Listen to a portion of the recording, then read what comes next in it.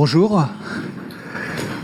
Alors effectivement, depuis quelque temps, on a vu avec la révolution industrielle que la valeur économique, c'est d'abord fait par la puissance industrielle, et puis de plus en plus, et encore plus au XXe siècle, par l'innovation. Alors, bien sûr, on a vu d'abord une innovation technologique. On a vu, après, on a parlé dans les années 90 de l'innovation de service. C'est bien l'innovation technologie, mais si on n'améliore pas les services, ça fait pas grand-chose de plus. On a parlé d'innovation sociale dans les années 2000. Et en fait, on se rend compte qu'il y a aussi une innovation économique et qu'elle est une des clés pour pouvoir aller encore plus loin. Des choses qui n'étaient pas rentables avant peuvent le devenir avec des innovations économiques. Alors, dans l'innovation économique, on va rencontrer beaucoup de choses. On va rencontrer des modes de financement innovants. On parle de crowdfunding, par exemple, de choses comme ça. On va parler de modèles économiques innovants. Mais là, j'aimerais vous parler de quelque chose encore moins connu. Est-ce qu'on pourrait innover dans le domaine des monnaies? Alors pour ça, eh bien, on a essayé de réunir au sein de la Fondation Internet Nouvelle Génération des économistes, des banquiers, des innovateurs, des entrepreneurs et même des artistes et des designers. Et on a utilisé les méthodes les plus avancées d'intelligence collective pour essayer de faire travailler tout ce petit monde-là pour trouver des choses qu'on n'avait pas encore vues. Et la question, c'est comment on pourrait essayer de réfléchir autrement, puisque finalement la monnaie telle qu'on la connaît est très récente, puisque les choses sont beaucoup changées dans les années 70, après la Deuxième Guerre mondiale, et même avant. Et si on regarde la monnaie telle qu'elle existait au Moyen-Âge, eh bien les règles du jeu, l'architecture était très différente. Est-ce qu'on pourrait imaginer d'innover dans la monnaie pour fabriquer des nouvelles fonctions qui soient intéressantes pour la société? Ça, c'était la question de départ. Et donc, pour ça, eh bien, la première chose, on a essayé de comprendre déjà qu'est-ce que c'est que la monnaie. C'est-à-dire que si on veut essayer d'élargir le spectre de ce que fait la monnaie, eh bien, on va essayer de regarder un peu plus précisément ce que fait la monnaie. Pour ça, la première chose, eh bien, il y avait une définition qui datait déjà d'Aristote et qu'on récupère encore aujourd'hui, qui nous dit la monnaie, ça facilite l'échange, ça fait une unité de compte et ça fait de la réserve de valeur, point. Alors, en regardant un peu plus près, on a essayé de triturer ça, et on s'est dit, mais finalement, il y a deux choses qui sont assez intéressantes. C'est que la première chose, c'est que on va décaler dans le temps le moment où je vends ou j'achète. Dans le troc, ce qui existait avant la monnaie, avant il y a 8000 ans, eh bien, même entre des gens qui se connaissaient pas, avec des gens qui se connaissaient à l'époque, on était dans des petits groupes d'une douzaine ou 150 au grand maximum, on arrivait à se débrouiller sans rien. Mais sinon, on a commencé à inventer le troc pour échanger avec des personnes qu'on connaissait pas. Alors là, l'avantage, c'est que je vous donne quelque chose, vous me donnez quelque chose au même moment. Bon, s'il y en a un qui court vraiment vite, on pourra se faire avoir, mais en règle générale, ça marche pas mal. Manque de chance, imaginez, moi, il y a un truc qui vous intéresse sur ce que j'ai, et moi, j'ai rien qui vous intéresse. Alors, comment on va faire ? Eh bien, on va essayer d'inventer un système où, puisque j'ai quelque chose qui vous intéresse, eh bien, vous allez me donner en échange, bon, vous n'avez rien qui vous intéresse, un truc symbolique qui va permettre d'aller voir quelqu'un d'autre.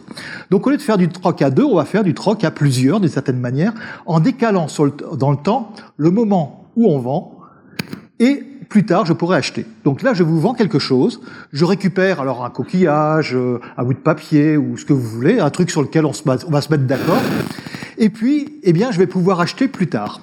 Donc finalement, première fonction de la monnaie, c'est un voyage dans le temps qui nous permet de décaler le moment où je donne et le moment où je reçois, ou plutôt en termes économiques, le moment où je vends et le moment où j'achète. Quand on parle non plus de donner, mais d'échanger contre de l'argent, eh bien, on va parler de vendre. Alors ça, c'est la première chose, c'est ce qu'on appelle en termes classiques l'intermédiaire des échanges. On va voir d'ailleurs pourquoi on peut aller un petit peu plus loin. Mais maintenant, il y a une deuxième fonction. Imaginez maintenant que j'aimerais bien d'abord récupérer des graines de tomates. Donc je vais acheter les graines de tomates, je vais les planter, et à un moment donné, elles vont pousser, et ça va faire des belles tomates que je vais pouvoir utiliser pour ma consommation personnelle et pour les donner à d'autres, ou pour les vendre à d'autres, pour reprendre les bons termes. À ce moment-là, j'ai acheté d'abord, et j'ai vendu après.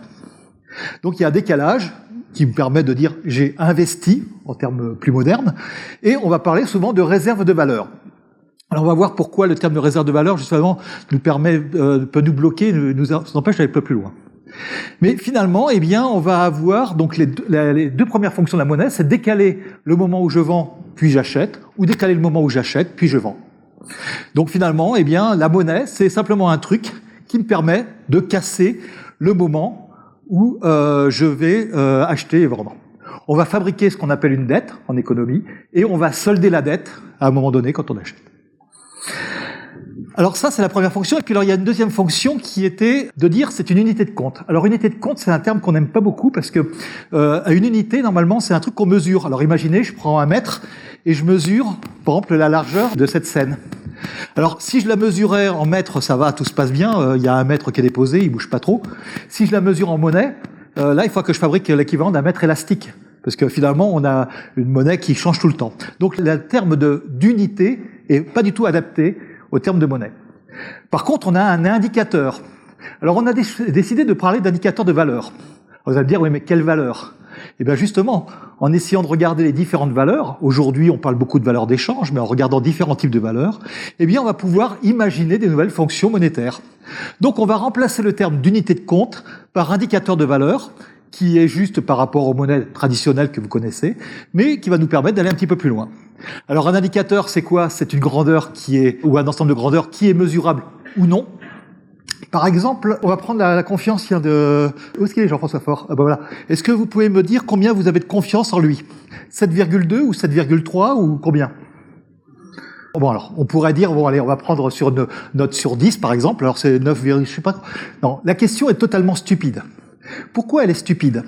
C'est parce que l'unité de compte de la valeur de confiance n'est pas la même d'une personne à une autre. C'est une valeur interne que l'on ne partage pas, comme l'amour, comme l'estime, comme plein de choses. Et donc, ça veut dire qu'à un moment donné, eh bien, mesurer au sens vraiment de fabriquer une relation avec une unité, de la confiance, de l'amour ou de l'estime, ça marche pas. Par contre, on peut l'évaluer. On peut dire de plus en plus, de moins en moins, beaucoup, pas beaucoup, mais on peut faire qu'une mesure approximative. Donc il y a des grandeurs non mesurables. Et le problème, c'est que l'économie est quand même basée sur la confiance. Elle peut être basée aussi sur l'estime qu'on a des gens.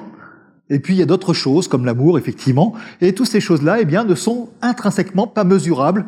Et d'ailleurs, il y avait un mathématicien, je crois, japonais, qui disait, mais finalement, on s'est un peu planté, parce que finalement, le principal des sciences humaines devrait être basé sur des valeurs non mesurables, alors qu'on a essayé de tout mesurer. Ça, pour pas capter, la personne qui a fait l'erreur, c'est un certain Galilée, qui a dit en une phrase le meilleur de notre civilisation et le pire de notre civilisation. Il a dit « mesure ce qui est mesurable et rend mesurable ce qui n'est pas mesurable ». Alors, mesure ce qui est mesurable, c'est gigantesque d'intelligence. Ça nous a permis d'envoyer un homme sur la Lune, etc. Et rend mesurable ce qui n'est pas mesurable. Ça, c'est le début de notre connerie. C'est ce qui nous a empêché, effectivement, à un moment donné, de sortir des chiffres précis, alors qu'il y a des fonctions qui sont justement des mathématiques approximatives, pifométriques, pour prendre exprès un terme très péjoratif, mais sur lequel, eh bien, beaucoup de mathématiciens travaillent. Donc, vous voyez que quand on commence à remplacer unité par indicateur, mesure par évaluation, eh bien, on peut commencer à ouvrir aussi des fonctions un peu nouvelles. Et puis, quant aux valeurs, eh bien, en travaillant justement avec certains économistes, on s'est rendu compte qu'il y avait plusieurs régimes de valeurs. Au Moyen-Âge, la valeur, c'était quoi? C'était pas la valeur de ce que vous échangez, d'abord parce qu'on grattait les pièces pour récupérer l'or, donc bon, c'était pas très précis cette histoire-là, en plus ça arrêtait pas de changer, etc. Non, on mesurait la valeur de la personne, du seigneur. C'est-à-dire qu'en fait, on regardait, plus il distribuait de biens, plus il avait de valeur. Donc la première unité de valeur que l'on a eue dans l'économie a été d'abord une valeur de personne. Alors on a ça, effectivement, la comptabilité, le comportement individuel, collectif, bien plein de choses, etc. La richesse aussi pour être un indicateur. Et puis la valeur telle qu'on la conçoit en économie, je dirais moderne, depuis Adam Smith, eh bien c'est la valeur des objets que l'on échange. Alors si on mélange les deux, eh bien vous remplacez simplement les humains par des objets, des biens commerciaux, et puis finalement on n'est pas très éloigné de l'esclavagisme qu'on avait avant. Sauf qu'on devient esclave de la monnaie, au lieu d'être esclave des personnes, et même y compris pour les personnes qui ont l'impression de mettre d'autres en esclavage. Donc finalement, eh bien, on peut avoir des valeurs de choses et des valeurs de personnes, des valeurs de ce que l'on échange et des valeurs des personnes qui échangent. Sachant qu'en plus, si vous vous dites, mais finalement, j'échange du pétrole, on en a parlé tout à l'heure, j'échange de l'or, j'échange des services, mais j'échange aussi de la monnaie, l'outil lui-même de l'échange devient un bien. Et là, on verra effectivement que ça peut poser un certain nombre de questions et de dérives, ou de spéculations. Alors finalement, eh bien, on va prendre ce deuxième terme d'indicateur de valeur. Et donc finalement, une monnaie, c'est quoi? C'est un truc, un outil, un moyen qui nous permet de décaler le moment où je donne et le moment où je reçois, tout en équilibrant à peu près le marché. pour parler économique, mais les choses entre elles. Et puis, d'un autre côté, eh bien, des indicateurs par rapport à la valeur.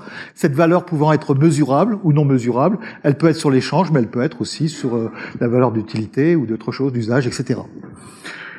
Alors maintenant qu'on a ça, eh bien, on va essayer de se promener un petit peu et on va regarder d'abord ce qui existe en dehors de nos monnaies classiques.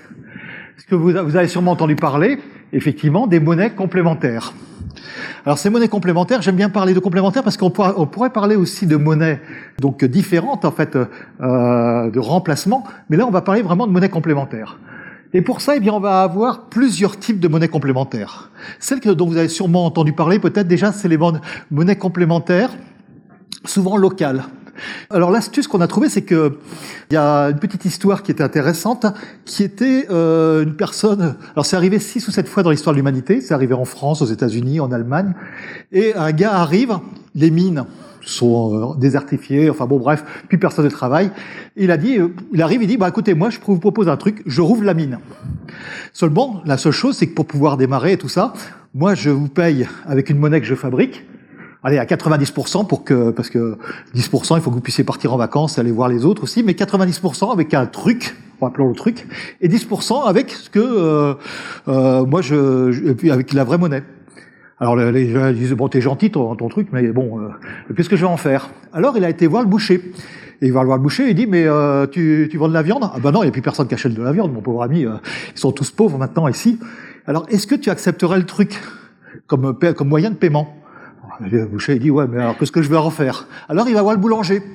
Et puis, après le boulanger, qui lui fait la même réponse, eh bien, il va avoir le gars, le vendeur de légumes, etc., etc.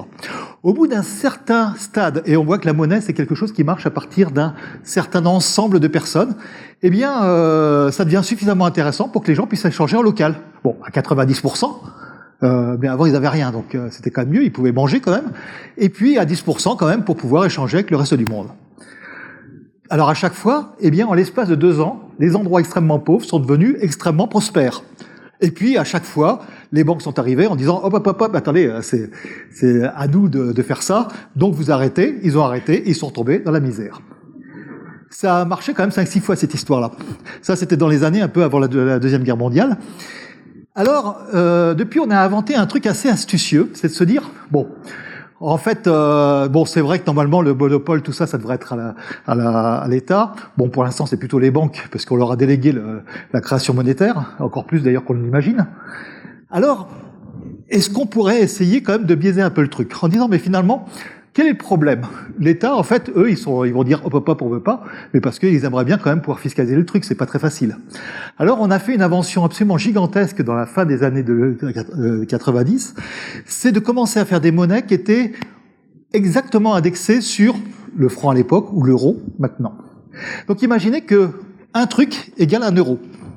Je suis commerçant, vous avez des trucs et des euros dans votre poche, vous allez me dire ça fait beaucoup, ouais, mais vous avez sûrement aussi des tickets de métro, des carnets de timbre, des chèques déjeuner, etc. Donc des moyens de paiement, vous en avez déjà un beau paquet.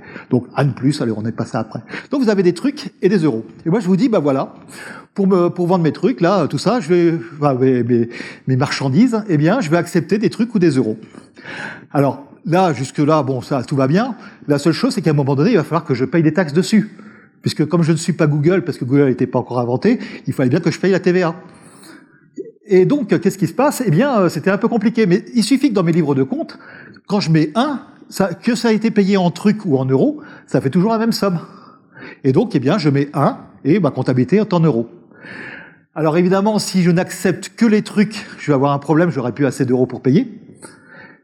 Donc l'idée, c'est de trouver effectivement un équilibre. Et le patron du RES, qui est une monnaie qui s'est beaucoup développée en Belgique, me disait c'est simple, on fait pas beaucoup de transactions en fait en RES, qui est une monnaie complémentaire répartie sur une bonne partie de la Belgique et même un peu maintenant sur le nord de la France. Mais pour les commerçants, c'est 3% en plus. Sauf que 3% en plus de commerce en local, c'est juste ce qui permet de sortir la tête hors de l'eau et de pouvoir continuer de vivre, au lieu de se casser la figure. Et donc, finalement, eh bien, ça nous fait un effet levier qui nous permet, à un moment donné, eh bien, de pouvoir sortir la tête hors de l'eau. Alors, vous avez plein de choses. Vous avez les abeilles.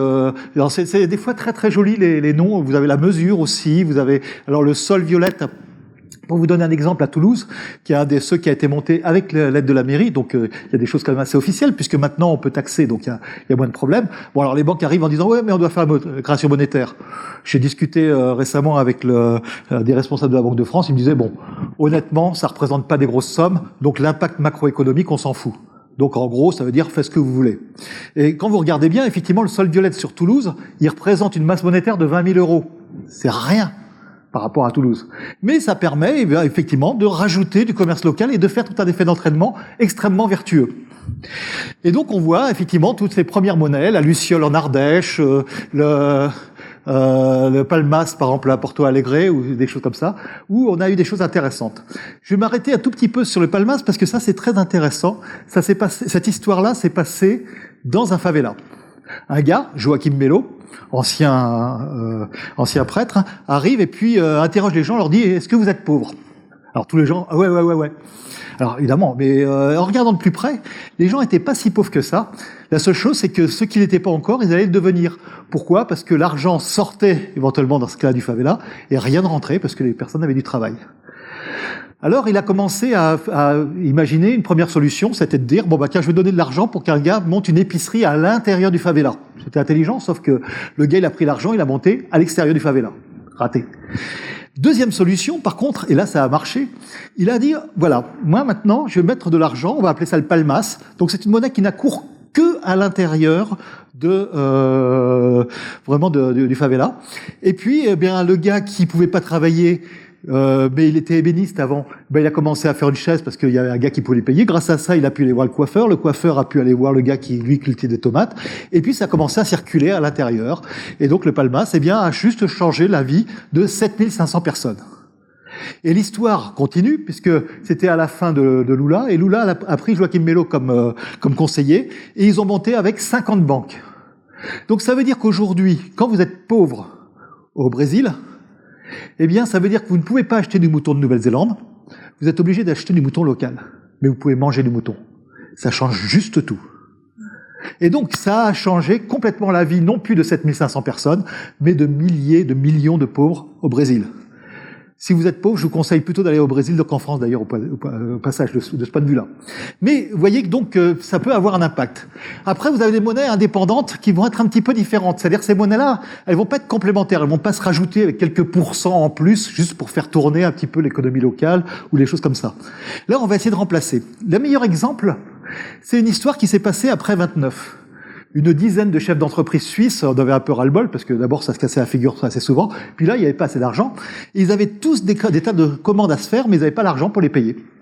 Ils étaient dans un café, ils ont dit on va prendre un cahier, et on va noter les dettes de chacun si jamais on se payait les trucs. Et comme ils étaient quand même suffisamment nombreux, et puis que chacun achetait à l'autre, etc., ils se sont rendus compte qu'à la fin, eh bien, les sommes qui restent résiduelles était dérisoire. Donc ils ont commencé à dire bon ben voilà, on va noter sur un cahier et puis à un moment donné, bon quand il y aura de l'argent de nouveau, eh ben on se payera les petits quelques pourcents qui manquaient, mais comme lui il devait à lui, qui devait à lui, qui devait à lui, qui devait à lui, eh bien finalement ça tournait bien. Alors ils ont décidé même d'appeler ça la monnaie Elvire, qui est un acronyme en allemand que j'ai oublié, mais ce qui veut dire aussi nous. Et alors c'est très intéressant parce que vous pouvez aujourd'hui ouvrir un compte en Vire en Suisse.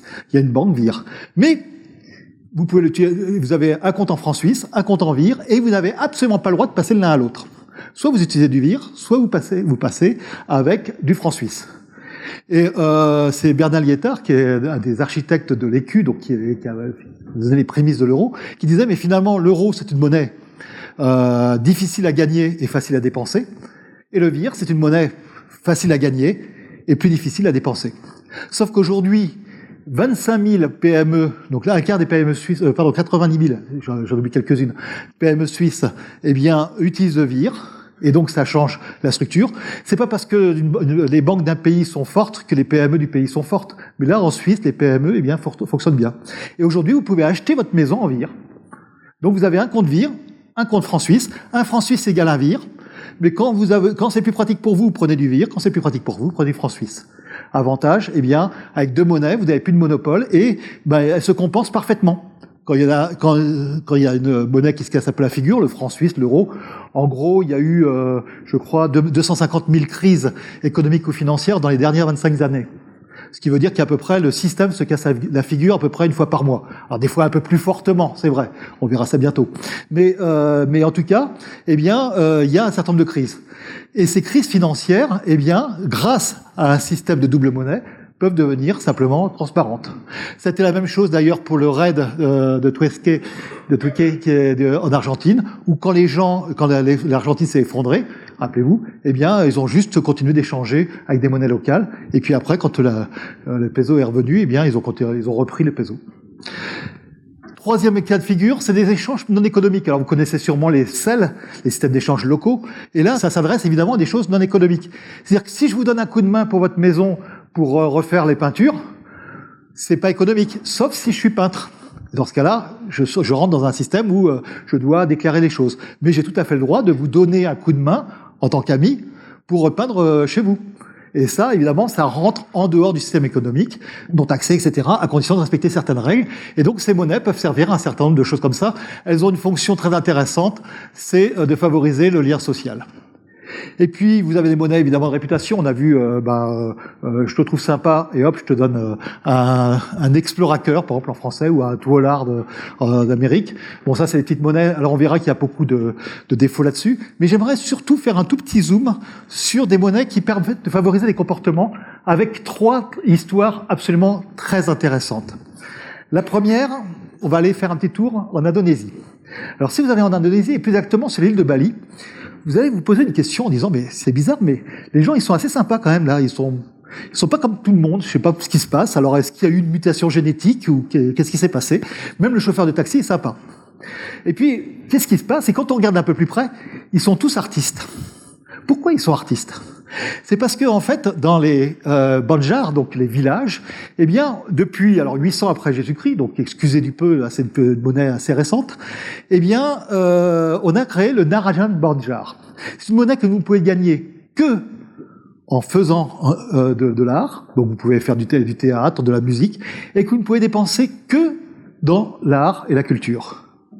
Et depuis, alors vous allez me dire, ouais, mais c'est sympa, mais c'est peut-être pas ça qui va nous faire manger. Sauf que ce que l'on a observé, c'est que en favorisant cette fois non plus un territoire, mais une activité humaine, là la culture, les gens sont devenus beaucoup plus solidaires entre eux. Alors les riches, ils faisaient les Banjar riches, eux, ils utilisaient la monnaie indonésienne, mais les plus pauvres, ils continuaient, il n'y avait aucun problème. Ils pouvaient aller au spectacle et ils pouvaient donner des spectacles. Et ça a juste changé la face de Bali depuis 800 après Jésus-Christ. Deuxième exemple, cette fois on va se promener au Japon. Et là, il se trouve qu'une des difficultés au Japon, c'est que la population est très vieillissante. Et puis, la difficulté aidant, les gens aujourd'hui doivent être mobiles pour trouver du boulot, donc les jeunes sont partis à droite à gauche. Et donc avant, ils aidaient les parents, mais maintenant ils peuvent plus. Les parents un peu vieillissants, leur donner un petit coup de main, mais ils sont plus à côté. Alors ils ont inventé une monnaie, Furaikipu, que vous ne pouvez gagner que en aidant une personne âgée près de chez vous, et que vous pouvez transmettre à vos parents pour qu'ils se fassent aider par chez eux. Et résultat des courses, même chose, ça a changé effectivement tout un secteur. Mais mon petit préféré, je vous le dis, c'est Curitiba. Cette fois, on va au Brésil. Curitiba, c'est une ville assez étonnante. C'est une ville avec 2 millions d'habitants maintenant, donc elle a grossi très très vite. Et ils ont fait une grosse bêtise. Au lieu d'élire un politique comme maire de la ville, ils avaient élu un artiste. Quelle erreur! Et donc l'artiste a regroupé ses copains, les designers, etc. Il a essayé d'inventer des systèmes. Il en a inventé un certain nombre, dont celui que je vais vous raconter. Qu'est-ce qui se passe dans une ville où ça grossit très rapidement? 2 problèmes en général. Problème des ordures, des déchets, il y en a partout, on n'arrive plus à gérer ça. Ça coûte excessivement cher, c'est vraiment très très très cher. Et puis, le deuxième problème, le problème de circulation, parce qu'il y a de plus en plus de monde, et donc la ville est complètement encombrée. Alors, ils ont fait une sorte de monnaie, en fait, une sorte de ticket, en fait, c'est extrêmement simple comme monnaie, mais que vous ne pouvez gagner que en triant vos déchets, et que vous ne pouvez dépenser que dans les transports en commun. C'est en gros un ticket de transport en commun. Et donc, on a même vu les plus pauvres qui commençaient à trier les ordures des riches qui, eux, s'en fichaient. Mais il s'est passé plusieurs choses. Première chose, le nombre de personnes qui triaient a tellement augmenté que le coût absolument faramineux que représente le traitement des déchets devenait possible pour la ville. Et donc, la ville est devenue propre. Deuxième chose, ça a permis de développer les transports en commun. puisqu'en fait les gens ont pris le transport en commun. Mais alors vous allez me dire, bon, si vous regardez bien ce que ça fait comme monnaie, ouais, c'est sympa, mais si c'est une monnaie comme ça, moi, est-ce que je vais payer les chauffeurs de bus en ticket de métro? Ils auront l'air fins quand même, donc ça va pas marcher. Mais en fait, pas besoin, parce qu'en fait, ils ont fait énormément d'économies, d'abord sur le traitement des déchets, à tel point que ça a payé complètement la subvention que ça représente finalement de faciliter le transport en commun, mais même plus, ça a financé aussi les nouvelles infrastructures, à tel point qu'aujourd'hui, Curitiba est appelée la capitale verte du Brésil. Et ça a changé complètement. Et puis comme il leur restait tellement encore un petit peu plus d'argent, parce que vous savez, les ordures, c'est tellement une somme fabuleuse, donc ils ont fait tellement d'économies grâce à ce changement de comportement, grâce à une monnaie, qu'ils ont pu baisser les taxes, faire venir des entreprises et baisser le chômage. Donc ils avaient deux problèmes, les ordures, les voitures. Ils ont mis un système monétaire, de type monétaire, entre les deux, et ils ont résolu trois problèmes, les voitures, les ordures et l'emploi. Voilà comment la puissance d'un mécanisme qui facilite les échanges peut donner des résultats extrêmement intéressants. Alors, tous ces petits exemples-là, c'est intéressant, mais finalement, on a besoin de développer ça. Alors, on a vu déjà que ça pouvait devenir légal à condition qu'il n'y ait pas de problème de taxation ou de choses comme ça. On a vu aussi, donc aujourd'hui, on arrive à faire ça plutôt bien. On a vu qu'on pouvait faire aussi alors la gouvernance. Est-ce que c'est une banque qui doit décider? Est-ce que c'est un collectif? L'intérêt de ces monnaies-là, c'est que souvent, il faut à peu près 2 ans pour mettre une monnaie. Alors techniquement, je vous fais ça en 1 semaine, mais pour la mettre en place, il faut 2 ans parce que il faut simplement réunir les commerçants, les gens, etc., pour créer un système de confiance. Et donc, ça recrée en fait du vivre ensemble, ça recrée d'autres choses, pourquoi pas? Et donc, petit dégât collatéral sympathique. Et puis la légitimité aussi, puisque en fait, si j'arrive avec mon truc, comme je disais tout à l'heure, est-ce que vous allez en vouloir? Eh bien, ça se construit aussi par la confiance. Et puis, ça peut se créer aussi par le fait que certaines institutions puissent accepter.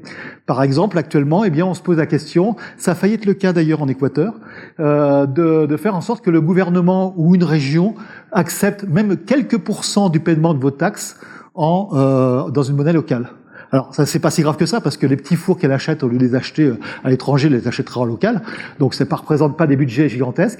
Mais simplement, même 1% des taxes acceptées, c'est légitimisation par la collectivité. Et donc, ça facilite effectivement le développement de nouvelles monnaies, en dehors de la légitimation aujourd'hui, qui est pourquoi vous avez confiance dans l'euro, ou dans le dollar, ou dans des monnaies comme ça, c'est parce que c'est vieux. Et simplement parce qu'on a ça depuis longtemps, et que c'est gros. Et que c'est too big to fail, comme on dit. Donc, voilà un petit peu les choses. Et maintenant, j'aimerais essayer d'aller un cran plus loin. On s'est posé la question, maintenant, on va essayer de tout casser ça, parce que là, je vous ai présenté ce qui existe, mais essayons d'aller un petit peu plus loin. On s'est posé la question, est-ce qu'on ne pourra pas avoir, plutôt qu'un seul indicateur, par exemple, ça coûte 1 euro, ouais, mais on pourrait en avoir plusieurs. On pourrait imaginer d'avoir des indicateurs non mesurables, pifométriques, combien ça vaut, en gros, à peu près. Alors, c'est pas facile à dire, mais comment on pourrait faire ça? On s'est posé la question de séparer les différents rôles, c'est-à-dire une monnaie pour l'investissement, une monnaie pour faciliter les échanges, une monnaie pour évaluer la valeur. On s'est posé la question aussi puisque moi je reçois quelque chose, il faut que je paye pour ça, mais est-ce que je pourrais payer à quelqu'un d'autre? Est-ce que malgré tout ça pourrait se réguler? Ces questions apparemment totalement bizarres, elles ont abouti à 2 pistes qui aujourd'hui nous ont permis d'aller assez loin. Et sont des vraies pistes d'innovation monétaire, cette fois, qui sont en cours de préparation de tests. Première chose, est-ce que je pourrais faciliter l'investissement sans spéculation? Spéculation, on a tous besoin de la spéculation. Spéculer, ça veut dire prévoir. Donc si j'achète mes graines et que j'essaie de prévoir de prendre des graines qui poussent bien dans un sol qui pousse bien, je spécule. Mais je spécule sur mes graines. Par contre, quand je commence à spéculer non plus sur les biens, mais sur l'argent qui permet d'échanger les biens, à un moment donné, l'économie devient marginale par rapport à la finance. Alors, on a essayé d'imaginer comment on pourrait fabriquer un système qui permettrait d'investir, mais le problème, c'est que si moi j'achète et que je vends plus tard, je vais prévoir, je vais spéculer, et donc comment je vais essayer d'éviter d'avoir un système spéculatif. Et là-dessus, je vais vous raconter une petite histoire avec qu'on a appelé le Moniba, au départ, qui a été imaginé pour la NPE du Mali. Et je vais essayer de vous le présenter sous la forme d'un roman photo qui a 2 objectifs. Le premier, c'est de vous présenter vraiment bien le domaine, et le deuxième, d'être le plus kitsch possible. Alors le deuxième aspect étant bien rempli, on va essayer de regarder ce qui se passe. Imaginons Sylvain, c'est les noms réels, tant pis pour eux, qui connaît plein de choses, qui pour se débrouiller, mais dans la vie, mais il n'a pas d'argent. Il aimerait bien faire des choses, donc il aurait besoin d'investir. Alors, pour ça, il aurait besoin d'investir, par exemple, dans l'apprentissage. C'est-à-dire Dimanche, que vous avez, voyez à gauche, il s'appelle Dimanche parce qu'il est né un dimanche. Hein. Et donc, lui, c'est un spécialiste réel, d'ailleurs, en fait. Il fait de la vidéo au Burkina Faso, et il est réalisateur, il fait plein de choses très intéressantes. Et donc, Dimanche explique à Sylvain comment faire. Donc, il le forme. Former, c'est un investissement. Alors, évidemment, il faudrait bien pouvoir payer Dimanche. Alors, Sylvain va prendre son téléphone mobile et va appeler un serveur qu'on a appelé pour l'instant Moniba. Moniba, c'est parce que c'est la monnaie de Iba. Iba, c'était le ministre de la formation et de l'emploi au Mali à cette époque-là. Et puis, c'est aussi les Moni, ça veut dire, c'est la bouillie qu'on mange au petit déjeuner, et Ba, ça veut dire beaucoup en bambara, donc ça veut dire beaucoup à manger pour tout le monde. Bon, c'est un jeu de mots bambara, beau français. Et donc là, eh bien, il va donner un Moniba. Alors, il a été formé 20 minutes, etc. On va faire, ou 2 heures, on s'en fiche. On va faire quelque chose de simple. Il a été formé, il donne un Moniba à Dimanche. Alors, comment on a fait un truc très très simple? Dans le compte de Dimanche, on vient de démarrer. Dimanche, il a plus 1, ça fait un Moniba. Et Sylvain, il a moins 1. C'est ce qu'on appelle d'ailleurs un crédit mutuel, c'est-à-dire la masse monétaire est égale à 0. Comme ça, on n'aura pas de problème. Alors, comme c'est un petit malin, effectivement, eh bien, Sylvain va présenter, va former, parce que ce qu'il a appris, et il le sait encore, et vous savez, comme donner du poisson à quelqu'un, il mangera un jour, après le pêcher, il mangera toute sa vie, eh bien, il forme Abbas à la vidéo. Et le gros avantage, c'est qu'en plus, il est malin parce qu'il connaît encore la vidéo, même quand il lui a appris. Et donc, Sylvain, eh bien, il a gagné un Moniba. Et donc, cette fois, il a 0. Puis il peut former une autre personne, il aura plus 5, etc. Voilà l'élément le plus important, c'est qu'on laisse tourner ça pendant quelques mois. Et quelques mois plus tard, qu'est-ce qui se passe? La question qui se posait au départ, c'était de dire, le vrai investissement, c'est une formation professionnalisante, donnée, dans ce cas-là, par la NPE du Mali. Et pour former les gens, le problème, c'est que jusqu'à maintenant, le taux de rendement est à peu près 10%. C'est-à-dire qu'on forme des petits copains, on choisit pas les bonnes personnes, on peut pas former tout le monde de toute manière, et donc ça marche pas, et au lieu d'avoir 10%, on voudrait avoir plus que 100% de rendement. Pour faire ça, eh bien, on pourrait se dire, je pourrais essayer de regarder le nombre de Moniba quelques mois plus tard de Sylvain, et puis dire, ben voilà, s'il a 100 Moniba, eh ben c'est bien, je vais lui donner une bourse de formation. Alors si on fait ça, ça paraît une bonne idée, c'est une très mauvaise idée, parce qu'on va commencer à faire des casses, je vais vous piquer les Moniba, enfin bref, on va retrouver les mêmes problèmes de spéculation, etc. Il y a déjà des gens qui ont commencé à imaginer de pouvoir former les gens par Internet pour avoir 100 Moniba d'un coup, bref, toutes les perversions habituelles de la monnaie, ça marche pas. Alors on va faire quelque chose d'un peu plus subtil. Cette fois, je présente Yokunda, qui est directeur adjoint de la NP du Mali, qui s'est prêté aussi au jeu, et qui dit, voilà, imaginez que Sylvain, il n'est pas 100 Moniba, mais il est 0 Moniba. 2 possibilités. Soit il a rien fait du tout, bon, tout va bien, hein, il n'aura pas de formation, mais très bien, je filerai à quelqu'un d'autre. Soit peut-être qu'il a gagné 100 Moniba et il en a dépensé 100. Donc 100 fois, il a formé les gens et 100 fois, il a été formé. Donc 2 choses, il a appris à apprendre, ça c'est intéressant, et chaque fois qu'en plus on le forme, il forme tout le monde. Donc si moi j'investis dans Sylvain pour pouvoir faire ça, ça devient un excellent candidat pour ma bourse de formation. Et de ce point de vue-là, eh bien, alors on a sophistiqué un peu le truc parce que, évidemment, pour éviter que les petits copains se donnent les uns les autres, on va dire avec 50 personnes différentes. Et on a commencé à tester ce système-là, et puis on se rend compte que finalement, ça nous permet de sélectionner des gens qui vont devenir extrêmement intéressants parce que non seulement ils vont être plus facilement formables parce qu'ils auront appris déjà beaucoup à être formés, mais en plus ils vont pouvoir former les autres. Alors, du coup, eh bien, voilà, félicitations, il a droit à sa bourse, et Sylvain peut réaliser son rêve. C'est Happy End, évidemment, cette fois, puisqu'il peut être formé. Et le taux de rendement, eh bien, c'est pas 100%. Alors bon, il y a peut-être 80% des gens qui sont quand même formés au lieu de 10%, qui sont bien formés parce qu'ils suivent ce qui se passe. Mais surtout, ces 80%, eh bien, ils vont former d'autres personnes. Et si Sylvain a déjà formé 100 personnes, même s'il en forme que 10, vous imaginez le taux de rendement que ça représente. Alors on s'est posé la même question sur est-ce qu'on pourrait faire la même chose avec les innovateurs, parce que un innovateur en Europe aussi c'est quelqu'un sur lequel on doit investir. Alors jusqu'à maintenant, l'investisseur il avait quoi à sa disposition? Il avait un business plan. Alors un business plan, ça veut dire que vous avez un copain qui sait faire un business plan. C'est tout ce que ça veut dire. Ouais, puisque en fait, si vous croyez que dans 2 ans il va se passer ça, c'est que vous n'avez rien compris à l'innovation. Par contre, donc là, on a effectivement essayé d'imaginer que, alors il y a ça et puis le CV. Alors le CV, c'est ce que vous racontez, c'est ce que vous avez fait quand vous étiez petit. Donc peut-être que vous êtes devenu très con depuis, je ne sais rien, mais ça ne vous dit pas grand-chose. Par contre, imaginez qu'avec un système de fonctionnement un petit peu plus subtil que le Moniba, c'est-à-dire on fait une monnaie d'échange entre innovateurs, vous puissiez retirer des informations comme on a fait pour le Moniba, mais un petit peu plus loin. Simplement en sachant les profils des gens qui donnent et qui reçoivent dans la monnaie, vous pouvez commencer à savoir si vous commencez à faire des liens à long terme ou alors si vous engueulez avec tout le monde et puis qu'à chaque fois c'est des personnes nouvelles. Donc est-ce que vous fabriquez des liens à long terme? Est-ce que vous êtes capable d'échanger avec des gens qui sont différents? Vous êtes un super technicien et vous êtes quand même capable de vous faire aider par un juriste. Ça, c'est des indications extrêmement importantes pour réduire le risque du financeur. Et si vous réduisez le risque du financeur, vous favorisez l'investissement. Et donc, au lieu de prendre des startups qui ont à peu près minimum 1 million d'euros de besoins en cash parce que ça coûte trop cher de surveiller, eh bien, vous pouvez descendre à beaucoup moins parce que vous réduisez le risque. Et donc, vous pouvez favoriser l'innovation.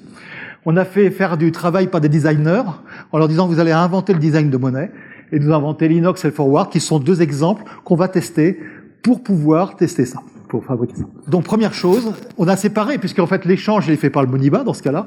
L'indicateur il n'est pas du tout le seuil du Moniba, il est la comptabilité du Moniba, c'est-à-dire le plus et le moins du Moniba ou plus sophistiqué pour les autres. Et puis l'investissement il s'est fait en CFA dans un cas de figure ou en euros dans un autre cas de figure avec des monnaies classiques. Et on voit qu'il ne s'agit pas forcément de supprimer complètement la monnaie, l'euro, etc., mais au contraire de trouver des articulations. Dernière chose que je voulais vous présenter, dernière piste, c'est finalement, je vous ai dit, la monnaie, ça facilite l'échange. Alors l'échange, c'est bien, mais est-ce qu'on pourrait faciliter le don? Alors question stupide, mais comme on s'était posé avec des banquiers, on s'est dit, bon c'est pas grave, au point où on en est. Et donc on a essayé de regarder ça d'un peu plus près. Et on s'est rendu compte que, effectivement, il y avait déjà des pistes qui existaient sur le don. Pour ça, eh bien, je voudrais vous présenter une petite théorie qui s'appelle le Pay It Forward, qui est normalement... Alors, il y a un film qui s'appelle Pay It Forward en anglais, Un monde meilleur en français, qui présente très bien ça, mais où on dit que seul un enfant pouvait inventer ça. C'est pas tout à fait vrai, ça a été inventé en 1951 par Robert Heinlein dans un livre de science-fiction, où le banquier commence à donner à ses clients. Bon, ça, c'est quand même la science-fiction. Mais en même temps, vous allez voir que c'est pas tant la science-fiction, parce qu'à la fin, quand même, on a des banquiers qui ont dit, bah tiens, je vais peut-être tester des systèmes de dons avec mes clients. Donc, vous voyez, quand un banquier pète les plombs, là, vous dites, ah, probablement, on a fait de l'intelligence collective et de l'innovation, parce que vraiment, si on en arrive là, il y a quelque chose d'intéressant. Donc, c'est un système, imaginez que vous payez en avant. Alors, on va faire un petit calcul économique tout bête. Normalement, dans un système économique classique, si je vous donne quelque chose, vous me payez en retour, et il y a peut-être 1% ou un peu moins de triche. Donc c'est un système relativement...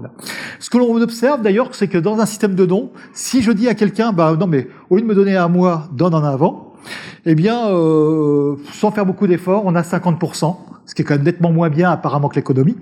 Mais ce qui est intéressant, c'est qu'imaginez que vous receviez quelque chose de très important pour vous.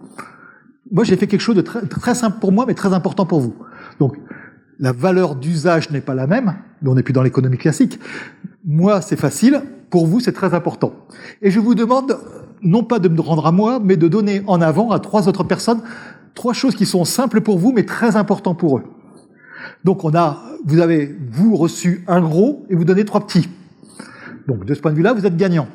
Maintenant, imaginez que 50% des gens ne jouent pas le jeu.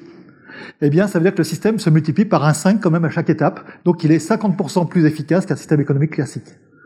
Et effectivement, dans le film, on voit qu'à la fin, on a l'impression que ça marche pas du tout. Et puis, que ça a fait des traces partout. Et donc, en fait, ce qui est intéressant, c'est que l'on peut imaginer un système où, même si le don est moins efficace, et Adam Smith, avant de faire la richesse des nations, avait travaillé justement sur ce qu'il appelait la théorie des sentiments moraux, l'empathie en termes modernes, et avait travaillé justement sur ces domaines-là. Puis il disait, ouais, mais alors le problème, c'est qu'il y en a qui vont pas jouer le jeu, donc ça va pas marcher. Et bien aujourd'hui, on a des méthodes qui nous permettent de dire, si 50% des gens jouent pas le jeu, c'est 50% plus efficace quand même que l'économie. Simplement parce qu'on a créé la valeur par la valeur d'usage, et non plus par la valeur d'échange, qui, elle, ne crée pas de valeur. Alors, on a regardé ça un peu plus près, alors ça nécessite non plus un mécanisme, on a vu que la monnaie c'était un mécanisme décalé dans le temps, et un indicateur de valeur d'échange. Pour mettre en place ce qu'on a appelé la donnée, parce qu'on s'est amusé un petit peu, on s'est dit, la monnaie c'est pour faciliter l'échange, la donnée, ça va être pour faciliter le don. Puis c'était rigolo parce que ça marchait aussi en anglais, donnée et monnaie, et donation, donc ça marche aussi. Et d'abord, il va falloir maximiser la valeur créée par la valeur d'usage, de manière à ce qu'on puisse compenser le manque à gagner du fait qu'il y ait ce qu'on appelle les passagers clandestins en termes modernes. Il va falloir aussi avoir des systèmes d'incitation à donner. Donc ça, on a des aspects, en particulier beaucoup des progrès en économie récents viennent de la théorie des jeux. La théorie des jeux, c'est une théorie mathématique qui explique qu'est-ce qui se passe quand les acteurs se communiquent pas complètement entre eux. Et là, effectivement, on a des tas de mécanismes vertueux ou au contraire très négatifs. Et donc, on sait inciter. Et puis, la troisième chose, c'est quelle est la récompense quand on donne pour rien. Alors, on pourra dire, ouais, non, mais je donne pour la gloire. Mais là, on va voir que même on est anonyme quand on donne. Je ne sais même pas qui a donné. Et à ce moment-là, eh bien, on a un autre domaine qui a fait beaucoup de prix Nobel dans l'économie ces derniers temps, c'est les retours intrinsèques. C'est-à-dire que pourquoi je vais gagner quelque chose? Eh bien, parce que je prends mon pied. Et pour vous montrer à quel point c'est complètement contre-intuitif, mais, alors, je ne vais pas vous parler des études scientifiques qui existent là-dessus, mais plutôt d'un petit exemple que je trouve très sympathique, qui est une histoire vraie s'est passée au Mexique. Au Mexique, juste après Noël, un papa et son fils se promènent dans la rue et l'enfant, après Noël, a tous ses cadeaux de Noël, très fier, il se promène là-dedans.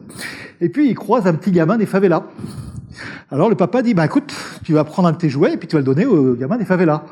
Alors le gamin regarde, qu'est-ce qu'il me raconte lui? Et puis c'est embêtant parce que il a l'air sérieux quand même. Alors il essaye tout ce qu'il peut et puis c'est son père quand même, il c'est pas trop.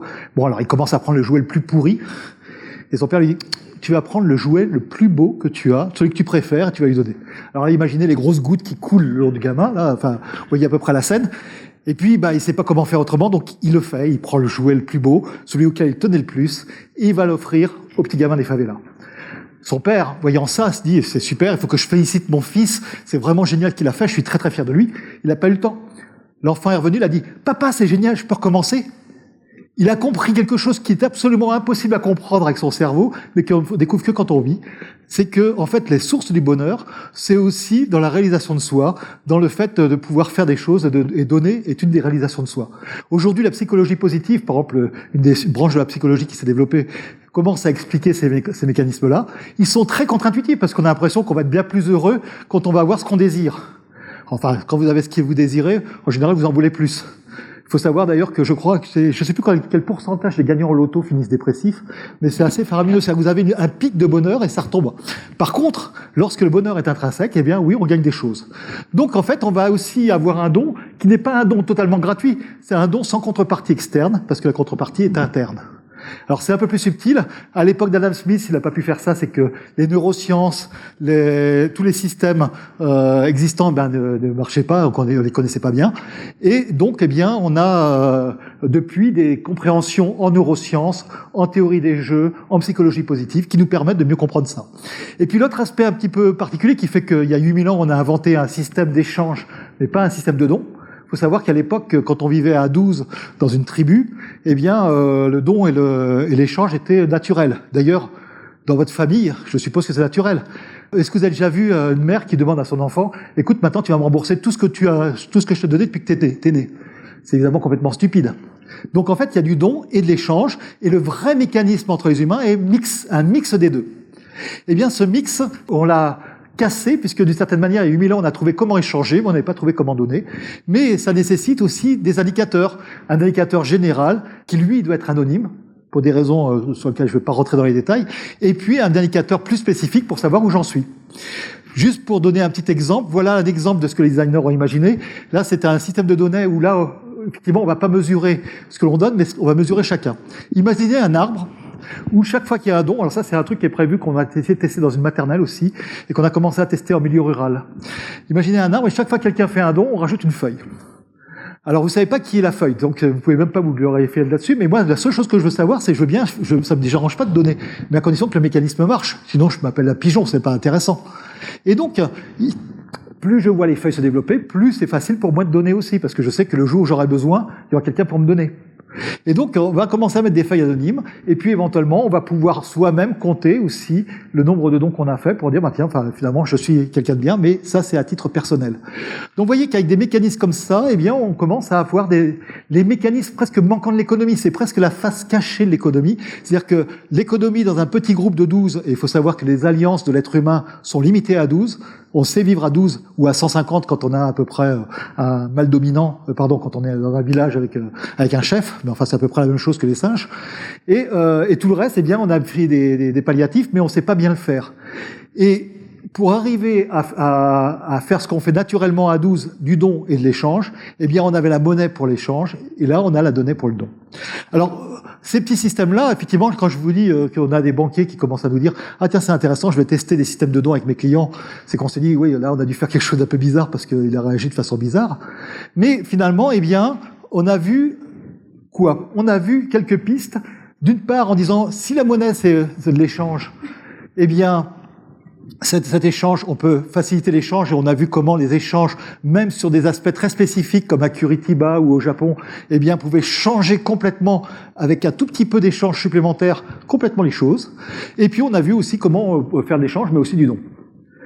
Et puis, deuxième chose qu'on a vu, on a vu aussi l'aspect réserve de valeur. Mais la réserve de valeur, en fait, eh bien, c'est deux choses. Ça peut être l'investissement. Et là, on a vu une piste d'innovation pour aider à l'investissement sans faire de spéculation. Et puis, le deuxième aspect de la réserve de valeur, eh bien, c'est l'épargne. Et l'épargne, je ne vais pas vous en parler, parce que justement, eh bien, vous allez voir qu'on peut innover en épargne, mais ça, c'est la conférence suivante. Merci.